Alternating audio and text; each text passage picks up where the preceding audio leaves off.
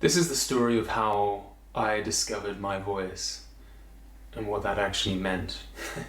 Finding your voice is one of those terms that sound metaphorical, a bit like following your heart.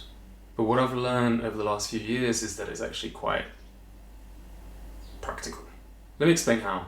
For a lot of my life, I don't think I really had a voice. And obviously I could speak, and I was quite good at it. But did I have my own unique perspective? No. If I think back on my childhood, my young adulthood, the ideas I had about life weren't my own.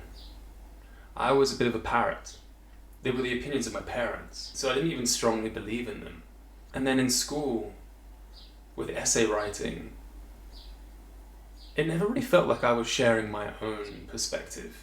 I was always referencing other historians or authors or writers or whatever it might be. It always felt like I had to write within a certain framework in order to score high grades. I never really felt as if I had my own opinion. And that was reflected not only academically but also creatively.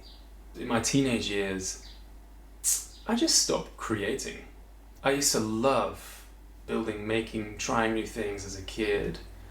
And then I just found myself sliding into the academic lane. It seemed like that's what my strong suit was. That's where all my potential was. And I ignored anything artistic or creative or expressive. So I didn't have my own creative voice either. It's no wonder that I felt very lost and misunderstood, because I didn't even know who I was. I didn't even know what I stood for. I remember a turning point was in therapy when I was maybe 28 or something like that. And all of these ideas I had about the world, beliefs about how I should be, what I should be doing with my life, that I should be in a corporate career, that I should be aiming to buy a house, that I should be aiming to settle down. All of these beliefs were put into question by just the reflections of my therapist. And I realized that I had such a black and white view of the world. It felt obvious to me what was the right thing, what was the wrong thing. And it always astounded me that so many people were doing the wrong thing. Why wasn't everyone trying to have a successful corporate career? I realized that the life I had built up around me hadn't come from my own internal desires. They weren't a true self-expression. It was more an expression of what I felt society wanted from me, and I had internalized society's beliefs and ideas, and I had to spend many years unpacking those and working out what is it that I actually believe. And in some ways I felt like I had to go into retreat in order to make sense of it all. I packed up my life and I went traveling. I went to Nepal, ended up in this town of 20, 30,000 people, which had had maybe 4 or 5 tourists in the entire history. Very remote, very separated from the culture in which I was raised, and existing in contrast to their culture really showed me how I was living. And it showed me that there was a more wholehearted, communal-based way of living, that I didn't have to push myself so hard, that it was okay to take rest, that it was good to share. I had people buy me food and drinks, even though I was a rich Westerner. It really threw everything into question for me, and at the same time I switched off completely from social media, from my phone. I said to my friends and family the only way they could contact me was via email. I thought it would be nice to replicate the old letter writing of the past.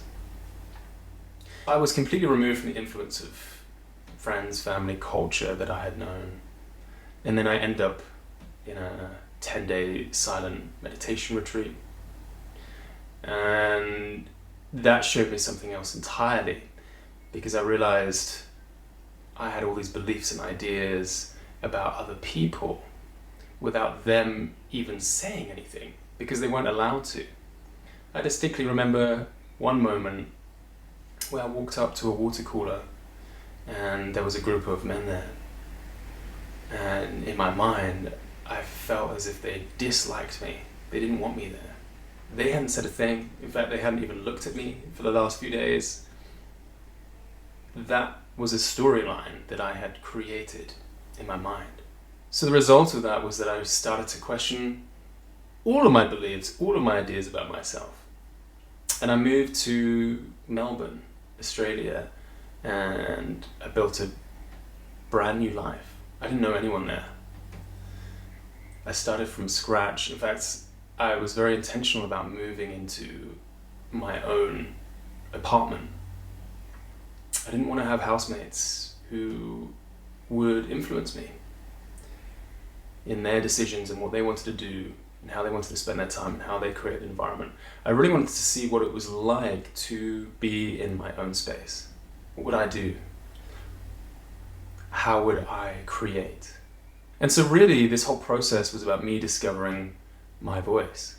How did I think about the world? How did I think about others? How did I think about myself? How was that expressed? But then it went deeper, and it wasn't intentional, but I noticed when I joined a startup and got back into the world of work, there were certain situations that led to a contraction in my throat, and it became tighter and harder to speak. And I'd had some awareness of it before. I didn't know whether it was around nervousness or something else, but it seemed strange because it was an environment in which I felt very comfortable. It was a beautiful culture in this startup where everyone was very loving and kind. So it was strange that I was having this constriction. So I decided to look for a vocal coach, and I found one after searching for a while, and just intuitively I knew this one was the right one to visit. It had this slight infusion of spirituality in it that was very curious for me. And I showed up for the first session, and the teacher guided me into a meditation. And that was how we would begin every session. It's just to slow down before moving into the body. And I started to experience the voice. We started to do a little bit of singing. And singing was something that I would do in the shower or in the car, but never with anyone else. So it was incredibly vulnerable actually to share my voice. And what I found was this constriction emerged. What I found was a whole bunch of thoughts and ideas emerged as soon as I started to sing. I would tell myself, ooh, that sounds so bad. How embarrassing. You shouldn't go into that range. If I started to sing at a higher range, I would tell myself not to, almost, as if the falsetto was inappropriate. I really was exploring the whole breadth of my voice. And with practice, week by week by week, I started to relax. I started to change the neural pathways. And I discovered that I could sing. And I could sing really well. And it wasn't something that I had at all expected. And in fact, it's taken 2 years for me to be able to feel confident in saying that, because there'd be so much self-doubt and questioning. I did a performance last year and I got great feedback, but I wasn't quite believing of it. I thought they were just being nice to me. And that's because I've had such a judgmental inner voice that has held me back. It's interesting that my journey to discover my voice, both in terms of my perspective on life, but also in terms of my self-expression, ended up taking me quite literally to explore my voice. And it was all through curiosity. And in that place, now I've discovered a real desire to share my voice. And building more confidence around it. It's ultimately why I've created this YouTube channel, why I'm making these videos, why I'm leading meditations. It's as if I've discovered a whole new dimension of myself that I didn't know was there. And I'm now excited to share more of it, because the more I share, the more it grows, the more it expands. And I've taken the time to really calibrate myself, almost like an instrument. I've been able to dispose of beliefs and ideas that are no longer serving me. I'm choosing what it is that I believe. And I'm realizing the power of belief. As I continue to affirm the strength in my voice, the more that the strength in it builds. Because the worst thing we can do is to tell ourselves that we can't do something, that we're not capable, because we naturally limit ourselves. If we don't fundamentally believe that we can be great at something, then it will never come true. How could it?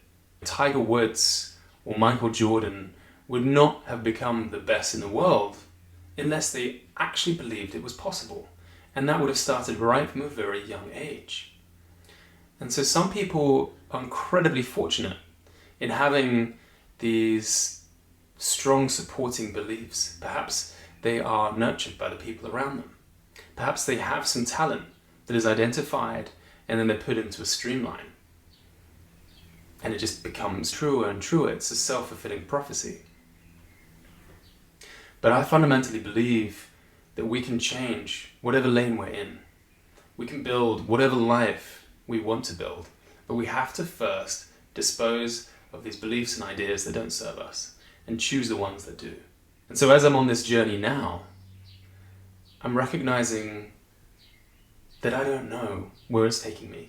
I don't really know what it is that my voice has to say yet. It's a process of refinement. It's like a mastery of my craft. An author doesn't really find their voice until they've written a lot. But I do fundamentally believe that the best way of finding the answers, of finding your voice, finding your expression, or whatever it might be, is just to get started. Just follow your curiosity, the little sparks of joy, the excitement, whatever it might be, because those are clues. It's pointing you in the right way. And eventually you will find whatever it was that you were meant to be.